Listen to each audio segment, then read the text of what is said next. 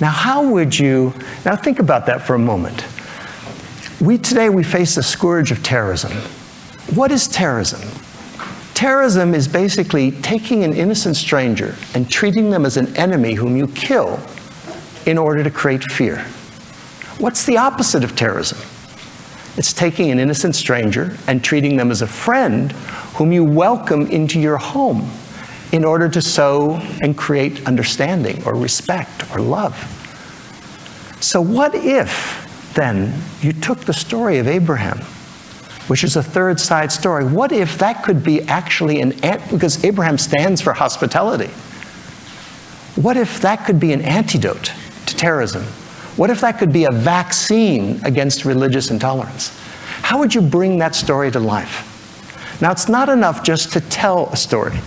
That's powerful. But people need to experience the story. They need to be able to live the story. How would you do that? And that was my thinking of how would you do that? And that's what comes to the first step here. Because the simple way to do that is you go for a walk. You go for a walk in the footsteps of Abraham. You retrace the footsteps of Abraham. Because walking has a real power. You know, as an anthropologist, walking is what made us human. Walking, it's funny, when you walk side by side in the same common direction. Now, if I were to come to you face to face and come this close to you, you would feel threatened. But if I walk shoulder to shoulder, even touching shoulders, it's no problem. Who fights while they walk? That's why in negotiations often, when things get tough, people go for walks in the woods.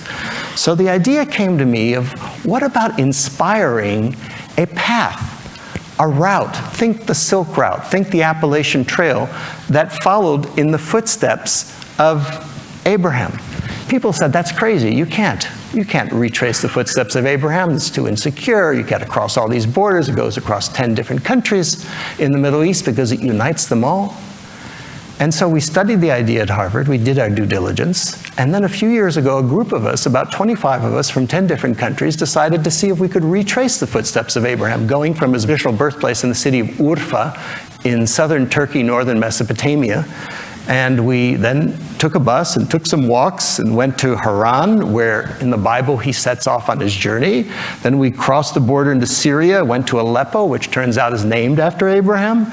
We went to Damascus, which has a long history associated with Abraham. We then came to northern Jordan, to Jerusalem, which is all about Abraham, to Bethlehem, and finally to the place where he's buried in Hebron. So effectively,